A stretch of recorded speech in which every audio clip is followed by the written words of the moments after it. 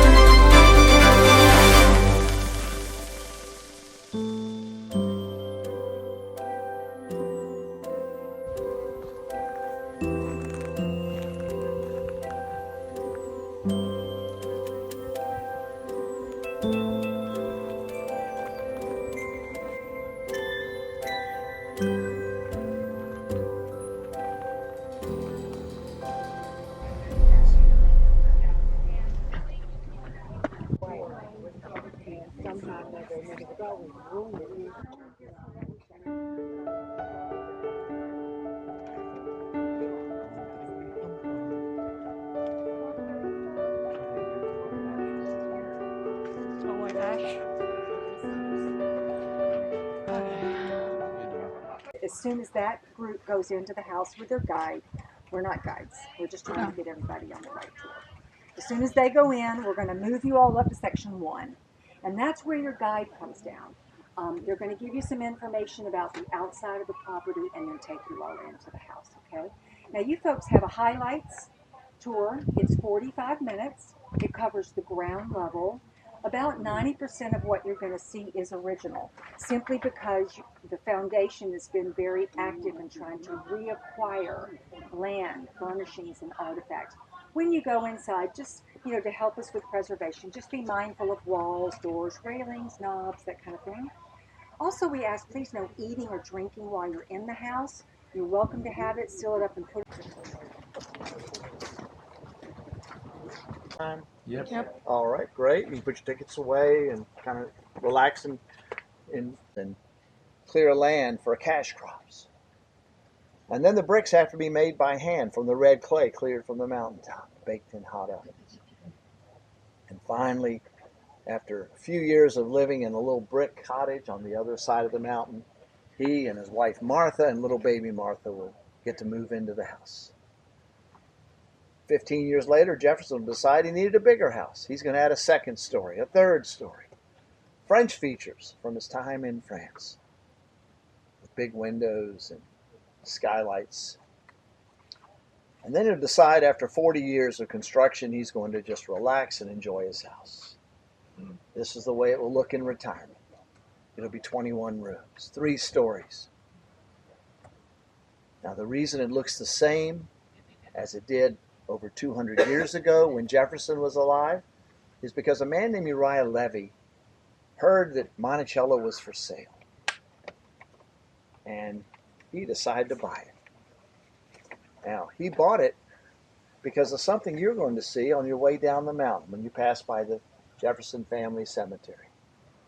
One of the things Jefferson wanted on there, he was the most proud of, is that he fought 8 years for a law in Virginia for religious freedom, called the Virginia Statute for Religious Freedom. General Assembly was not conducive for doing that kind of anarchy and uncertainty. But he was persistent. He finally got it done. And Uriah Levy, who was Jewish, said that inspired him to do that as a shrine to Jefferson and to do it, to not change anything that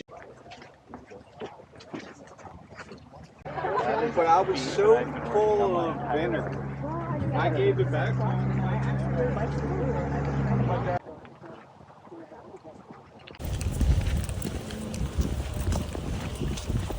We're going to go straight in.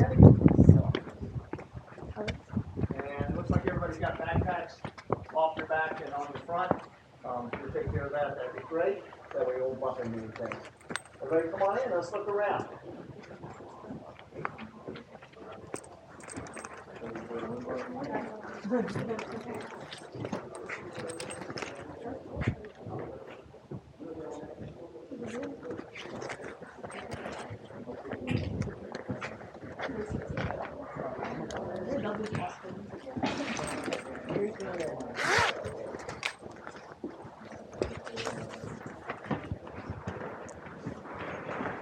All right, come on in, look around. Go ahead and step into this open space, please. Good. A lot of people, other people would like the fossilized bones or the chainmail or the surveying equipment or the maps, but the clock really takes the cake. Thomas Jefferson designed this clock that you see up there when he lived in Philadelphia. He told the clockmaker he wanted his special clock to say 4 things: hours, minutes, seconds, and days of the week. Where does it tell days of the week? Right over here. Jeff knows about 2 feet and past Tuesday, Wednesday, and so forth. Does anybody see a problem when it gets near the end of the week? What do you see? Say that one more time, please. Well, before we get to that, you see a problem. It would hit the floor, so that bottom blade is going to hit the floor before the top blade can get to Friday. Jefferson gets a letter when he's packing up. Says the clock was working great for about 4 days and then it broke. He said it didn't break. Got a hole in the floor. I've got a 7-day clock with a 6-day wall. You've got a hole in the floor at Friday, and the weights will go right through there. And just to be sure, put a sign in the basement. What do you think the sign in the basement's going to say? Look at this. Every week, somebody's got to get up a ladder. During Jefferson's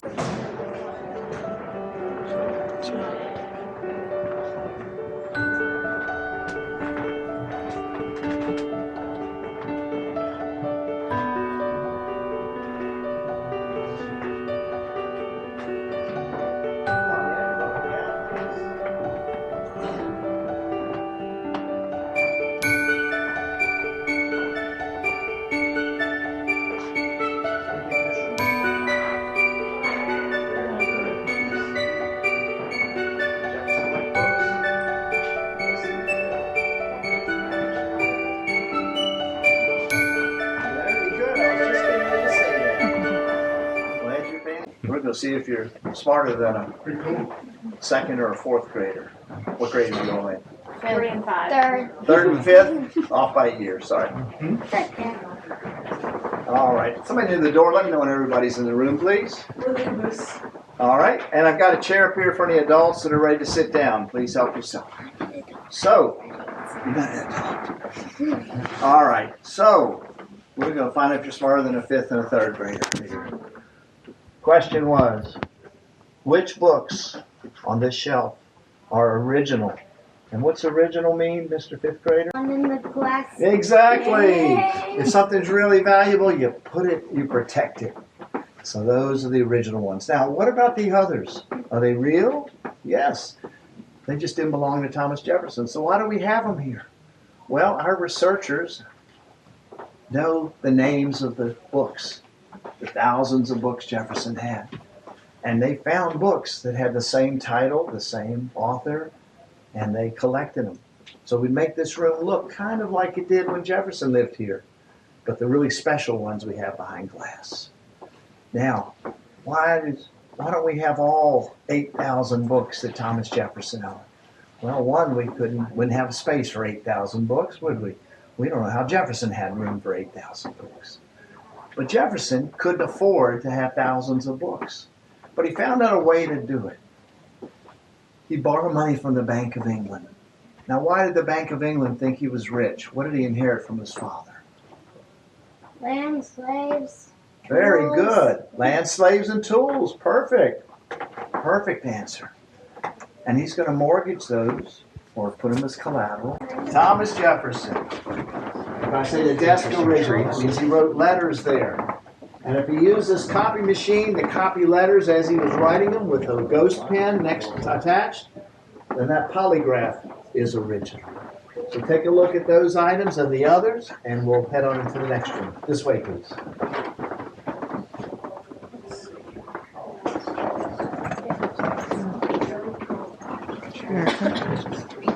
I don't think so.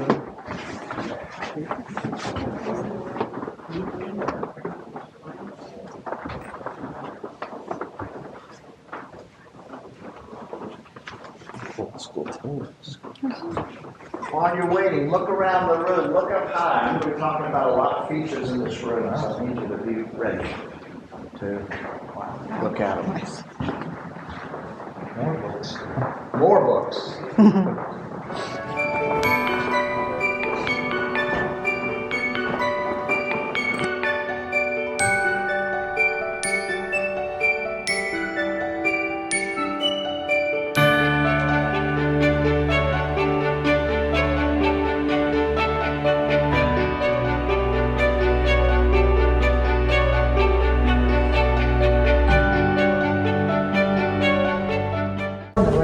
Give it a tug. The right door's been closed on him. Jefferson saw one. Why are his grandchildren living?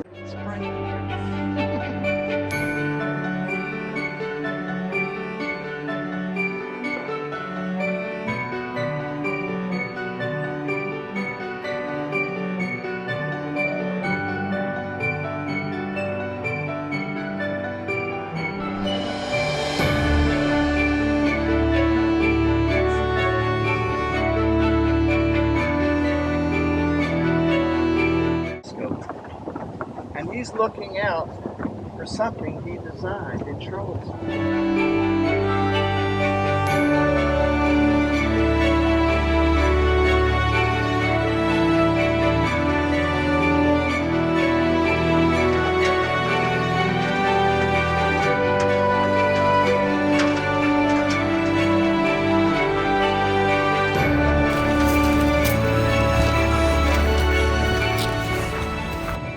Thomas Jefferson, when he was in France for 5 years, he was seeing all these new things.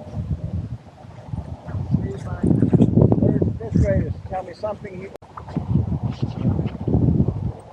lived here. The answer was nobody. I just saw his